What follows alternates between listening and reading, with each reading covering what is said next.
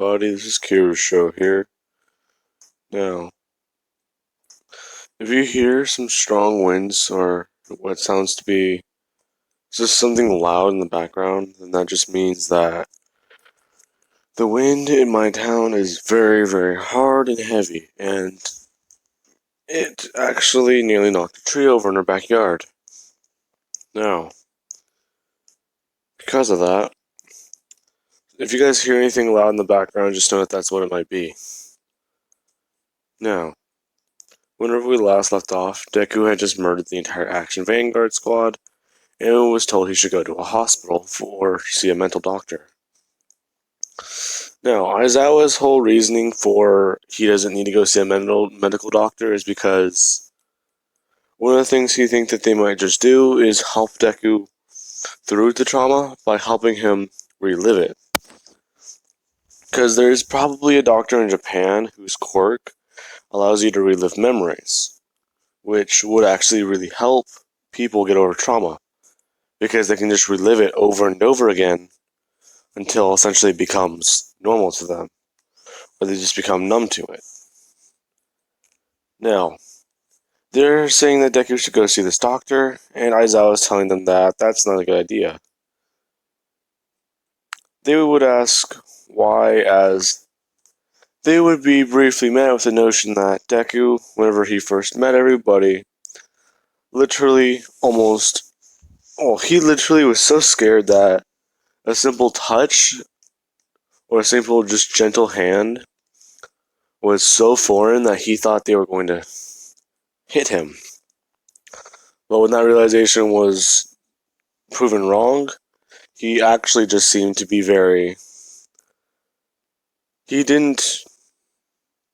he was just genuinely just a broken person. Now, this is whenever they would say that the fact that Principal Nezu, the smartest man in Japan, or the smartest man in the city, or at UA, is in UA, he's essentially made an entire therapy plan for Deku, which basically means that he's around people and he's been doing all this. But for his heroes or his internship, he kind of chose somewhere far from the city, which actually helped Deku a lot more than they even thought. Now, before anyone asks, I was thinking about going over Isle Island in today's episode, so I'm going to do so. Now, the reason I'm doing that is because it would allow me to help get 3 episodes out, and it would actually help me with a lot of different things. So I'm going to be recording this, another one later, or directly after this.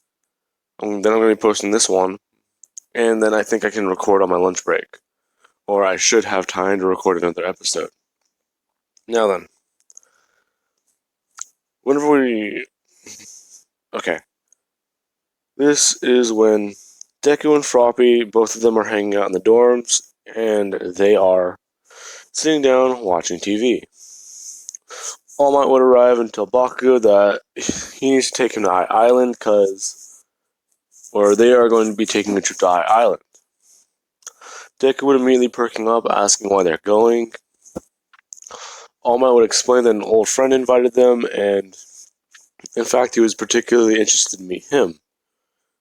Or he was interested to also meet Midoriya, so he also provided this ticket, which is essentially a plane ticket. Now, afterwards, Froppy would say that Deku should go because she actually had an idea to go. So if they just both went together, they wouldn't be alone. Well, they won't be alone without each other. Deku would accept this, and he would actually go with All Might.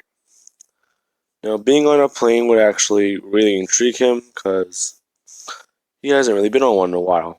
You haven't seen one. And now this would actually give Bakugo and Deku some actual proper time to catch up on the 8-hour flight to the island, or however long the flight was. Now, Bakugo and Deku are talking, and they would actually Bakugo would try to reminisce on some childhood memories, but Deku, he can't really remember a lot. So he's just getting bits and fragments of them. But he is able to remember one thing Bakugo brings up. He is able to remember that time they were on the log, where they were essentially trespassing the unrestricted area and they were going over the river. At how he essentially tried to jump into the water to save him, but he actually just ended up getting a scratch on his arm. Now, Deku is able to remember that, and this is whenever they would arrive at the island. Bakugo is, I believe I said, around 60% of One for All. So I think that's why I put him at max last time. So let's say he's actually able to go to 65% now. If not comfortably, uncomfortably. And the reason why I'm not maxing out Bakugo is because he has an explosion quirk, and giving him One for All on top of that would actually just increase the explosions. Now, Deku and Bakugo, they would go, and people are actually staring at Deku, but Deku doesn't care. As people would then ask what's his quirk or what happened to him. Deku would give the explanation, or All Might would just immediately stop them, saying that this boy's been through a lot and they needn't worry because he's taking care of him. Now, this is whenever Militia Shield will walk up and she would see Bakugo. She would be somewhat interested in him, but she would immediately run over to Deku, thinking that he's actually the guy who has One for All. Because she heard that One for All can give a lot of backlash. So she's meeting him and she's introducing herself to him. She's shaking his hand, she's doing everything. And she just sees this dumbfounded look on Deku's face, and All Might would say that he's not the one who has the quirk, or he didn't inherit it. Which would actually really freak her out, as she's asking them what happened to him. Deku would immediately just link up everyone's mind, and they would have this conversation in their head. Now, Melissa's actually somewhat sorry for Deku, but she's not really in the same boat as him. Now, the obstacle course would be somewhat different, with since Todoroki got 7 seconds. Let's see.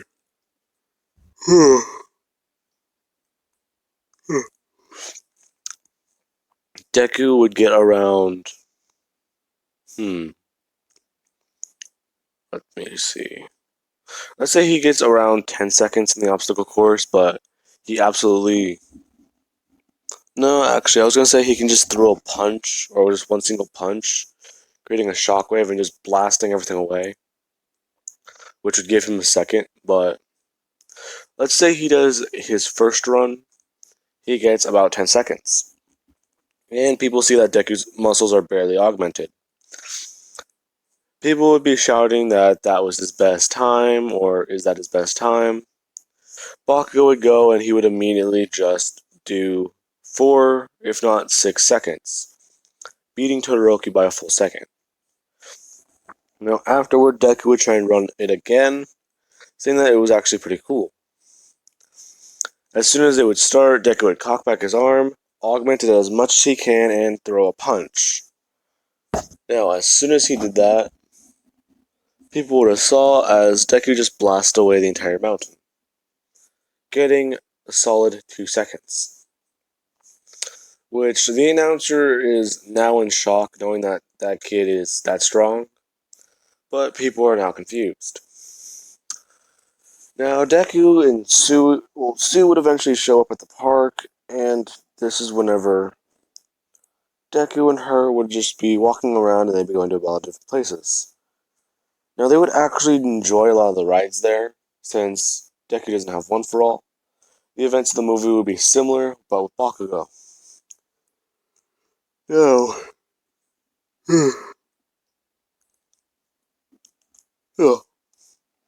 nothing. Sue is basically doing all that, and they would eventually go out for ice cream.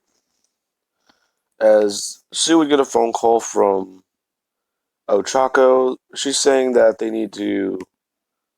They were told that the ball was going to be earlier than they thought, so they need to get dressed. As Sue would tell Deku that they need to go back to. You need to go get into that suit that or Bakugo got you, right? As Deku would do so. Now, seeing as I don't think Bakugo would know formal wear very much, let's say he got Deku I was gonna say like a funeral outfit, like a full black suit, but Bakugo's not that stupid. He'd probably get Deku like a green jacket, along with like a black shirt. So let's say he got that. Now, Deku would arrive and people are looking at him, and he actually has his hair put up in a bun, which somewhat weirds people out because now they can actually see his entire face. And Sue would walk over and she would give him a hug, saying that he looks very nice. Now, this is whenever Bakugo and everyone else would walk in. Bakugo is looking at Deku and he's actually kind of puzzled, saying that, so he actually put on the suit? And Deku would say, yeah. And everyone's actually realizing that this is the first time they've seen Deku actually wear something like this. Because they don't see his scars, they don't see a lot of the things on him. Because, I was gonna say he would probably be wearing like a choker or something, but like something to cover his neck up so you guys don't see, so people didn't see the scars. Because they probably would have asked him to, but I don't think. Never mind. Let's just say you can still see the scars on his face and on his neck. So they would then walk in and they would begin the ball, or the dance, or whatever this party was called. I don't remember very much. But they would begin. The villains would immediately storm into the room. As Deku would immediately sprung into action with Bakugo and a lot of the students from 1A. They would have immediately taken down some of these villains, or at least the gunmen, as the ones with quirks are a bit harder to get. Now then, as this would happen, Bakugo would actually be using the new gauntlet, and he's actually throwing around 100%, which surprises everyone, and even Deku, as that's pretty strong. Now, Deku and Bakugo would actually start. They would run on the stage and actually help All Might get free. Now, as soon as they would do that, the guy with the quirk would immediately run back in and he would try and take them all up. Or I believe whatever All Might's encased in was it a quirk or was it not? I'm gonna say it wasn't because I think it was actually pretty strong fibers. Or I think it was something. It was blue, so yeah, he didn't get. Let's say the gunman with the gun walked in. He tried tying up All Might again, but to no avail. He failed. Now then, Deku and Bakugo, along with All Might, are actually making their way up the tower. All Might would have gotten to the top, which would have confused them because no one's there. There's just a helicopter. So he would immediately just start waiting. He would just walk over by the door and he just would lean up against it. As Bakugo and Deku would make their way to the top of the tower, they would actually get to the science lab. Now, as soon as they were told that, or they would be immediately fighting their way to different things, Deku would have stayed to actually deal with the villains in Bakugo's place. And with his new quirk, or his muscle augmentation, he would have immediately taken care of them. By quite simply turning into All Might and actually buffing up his body more. And as soon as he walked in the room, the villains would have saw All Might and they would have immediately started running. Or they would have just surrendered. Now, Deku is actually using this quirk for creativity. And this is whenever he would just give a thumbs up to everyone and they would just begin walking through more. Now, they would eventually get to the lab, or the part where Ochako would have to use her quirk to help them levitate after fighting their way through a lot of robots. They would do so, and Deku would. He wouldn't. Let's say that he was actually behind, so he just augmented his leg, or actually just put the muscle fibers down his left leg and just jumped upward, actually getting to the tower.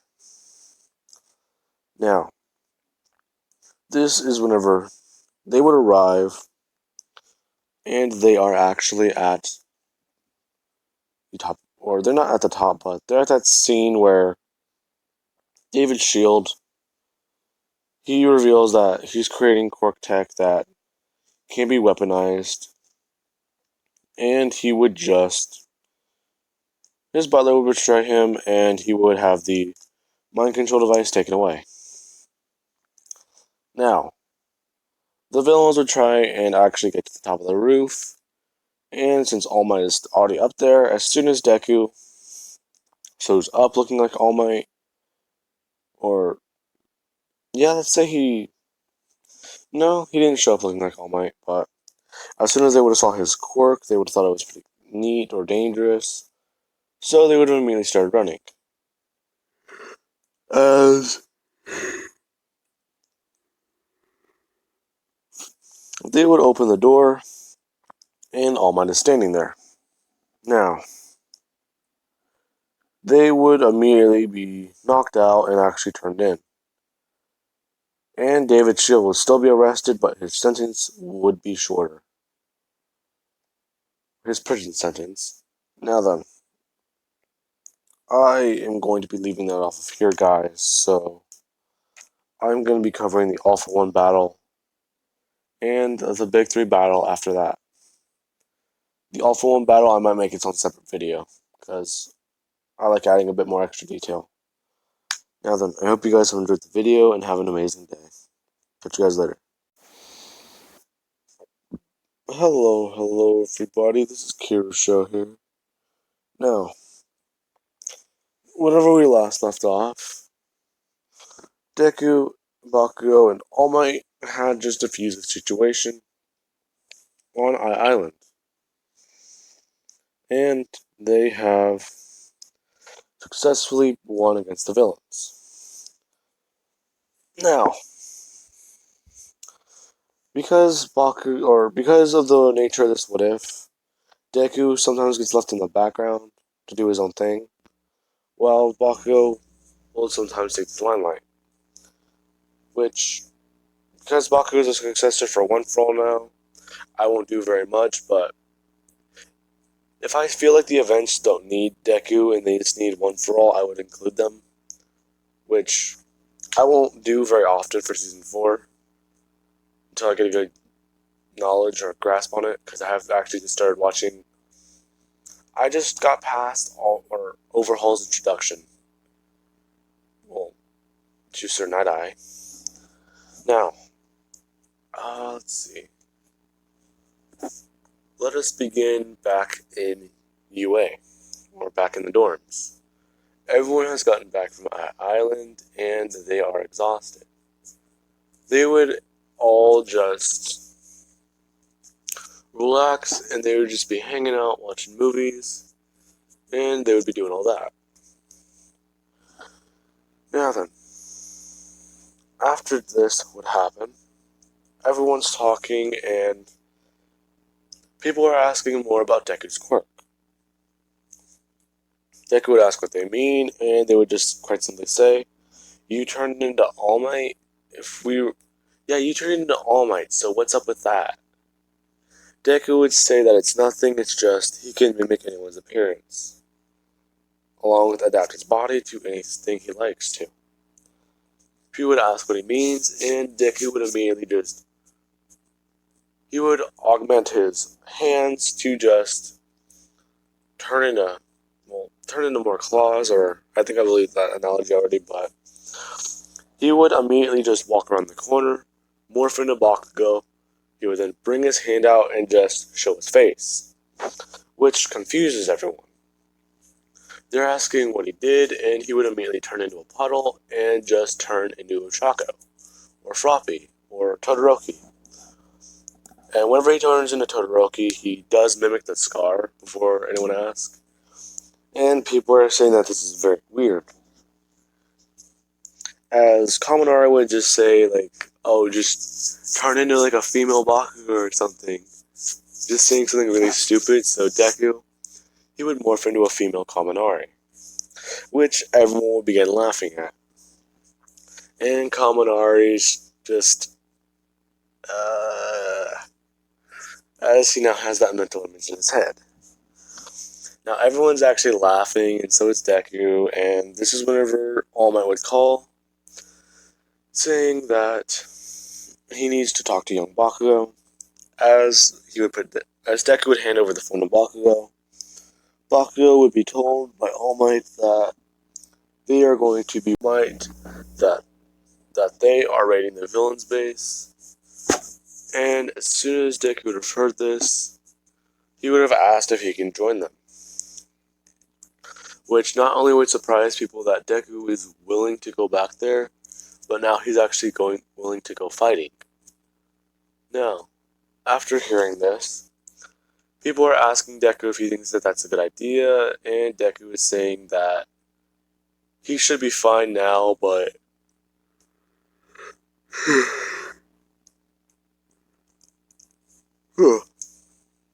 he should just. He's doing fine, especially after Island. In fact, he's doing great. It's just that seeing or having to deal with those villains all at once kind of set him off a bit the other time. But he's doing a lot better now. So he believes that if he can help beat or take down All For One or put him in prison, then he can actually put everything behind him and actually truly feel better. Now, everyone's actually really surprised at hearing this, and this is whenever Deku, this is whenever All Might would immediately say that, well, they were hoping to have had to convince Deku, you would immediately hear papers fly, but it's a good thing that you would actually have to come along now, because your quirks will actually be useful and integral for this plan, as they didn't release the fact that whenever it was acknowledged that the villains were attacking the camp, they never said that the villains died, because they didn't want to have to deal with the fact that a student had murdered them. But all the heroes kind of unanimously agreed that after what happened to that boy, and what happened to everyone, the fact that Toga survived was actually very good. Because she would provide information for them and actually tell them things they need to know. My phone was not plugged in. Now, after that, Toga would begin talking and she would see Deku. She'd be really happy and surprised to see him. Because anytime she would have seen him, he would have been in a dark room or covered in a lot of blood. So she kind of got an obsession with him. But she would never really. Hey guys, this is Kira's show here. Well, I already recorded these parts, but one of my audio files just got corrupted, so I'm going to have to re-record the conversation I just had. Now, the confrontation with Toga would go differently. Where, Toga, she would be confronted by Deku and All Might. I believe I just said this, but if it was in that video file, then what basically happened was Deku was talking with Toga. She was the only survivor of the Action Vanguard attack, and he's asking her a lot of questions, as he would tell her that she still has a chance to be a hero. She hasn't really done much bad, as she actually did not get any blood out of Ochako, which would not resent or get anyone hated. Now, because of this, everyone is talking, and everyone has thought that she could be a good hero, if not a good detective. So they would actually give her a chance. Go to court counseling or have zero chance of parole. which is basically an ultimatum. Now, I'm just going to be cutting these parts together to make a 30-minute video instead of a 17-minute video and a video that is 12 minutes long. Because apparently that's how long the video I had was. Now, because of this, Deku would say that if she's going to be doing that, they have to have a good plan of attack, and they would then come up with a plan.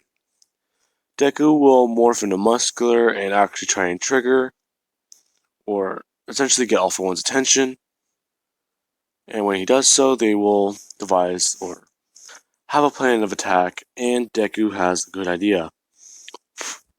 As long as he just keeps thinking that he can just betray All Might and Bakugo, he might be able to trick All For One.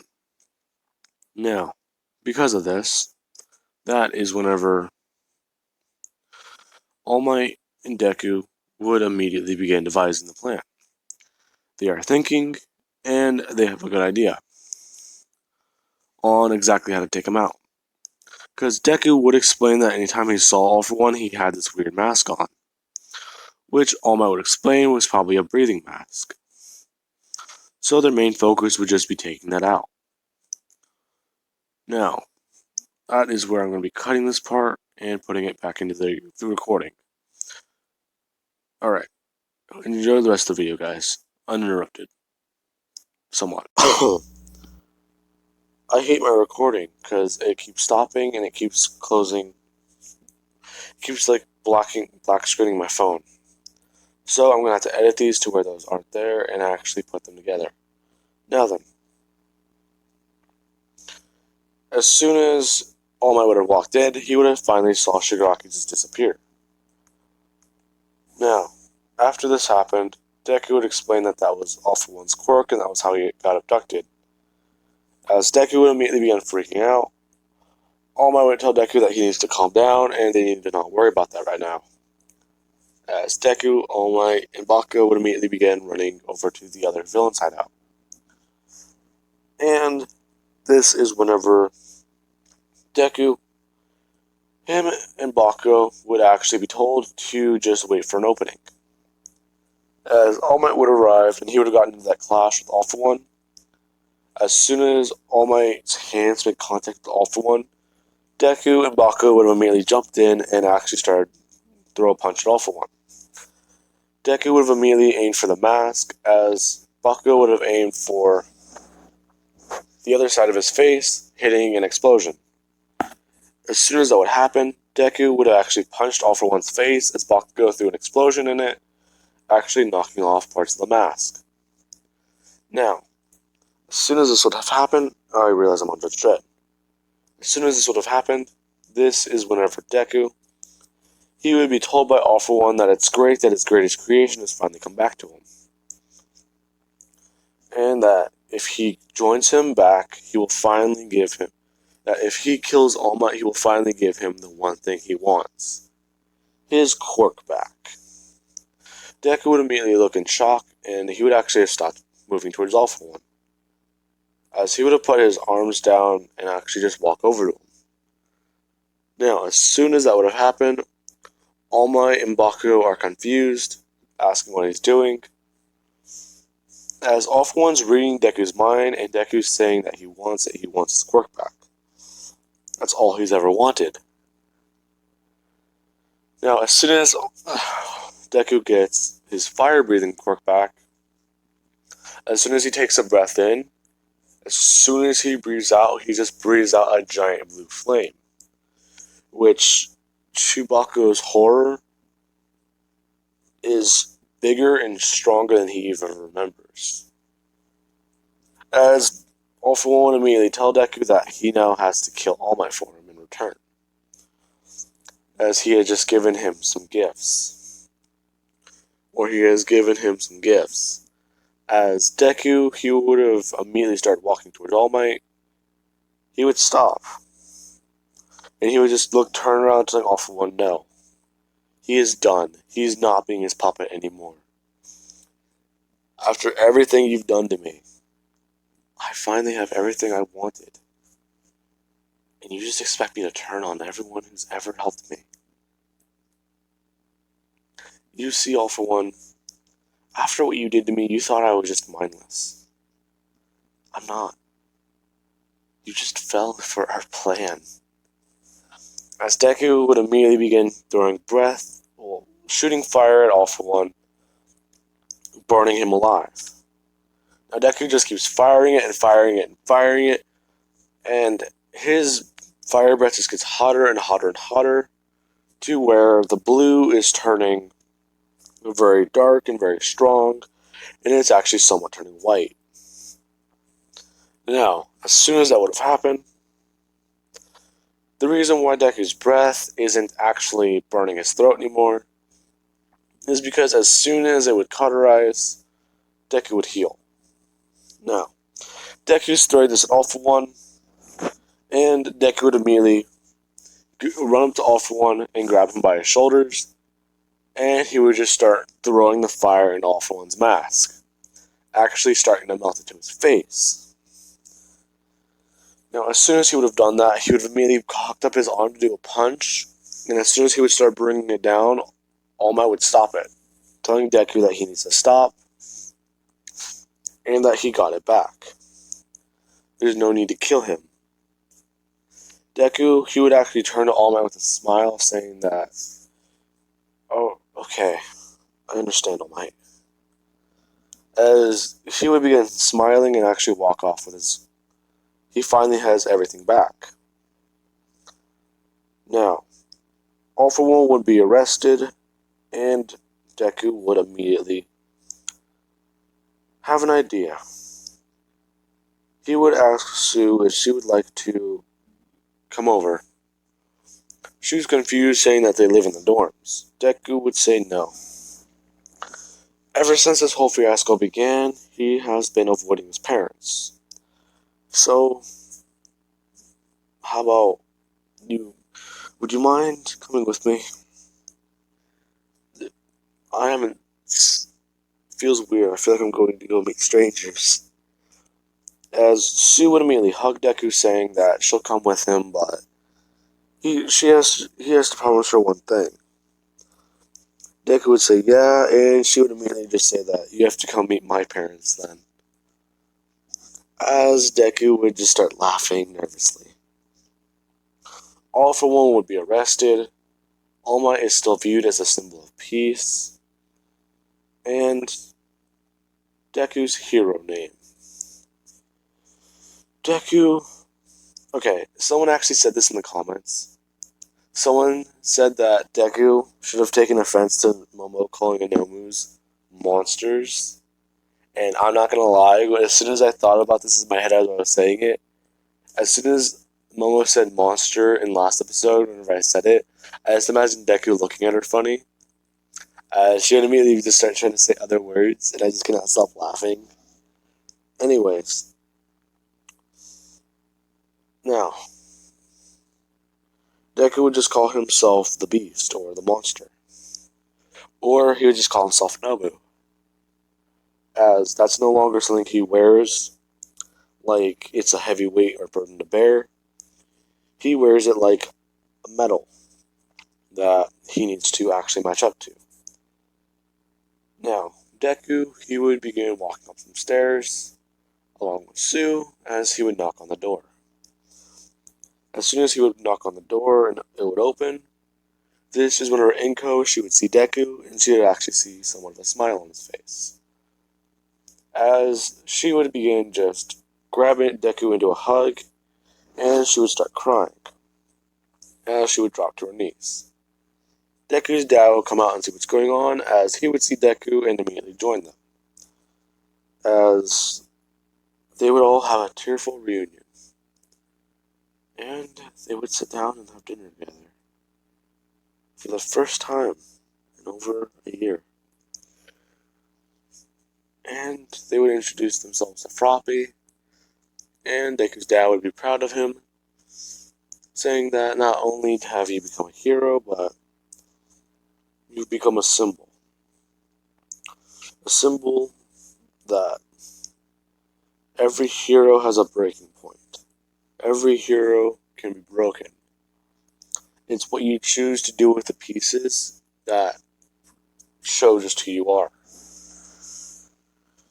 Now, that is where I'm going to be leaving this off of, guys. Now, I really need to go check on my laundry. Oh wow, I have a lot more time. Yeah, I should be able to record the last part and post it after this. I just need to edit these parts together. Now then, I hope you guys have enjoyed the video and have an amazing day. Catch you guys later. That did not work.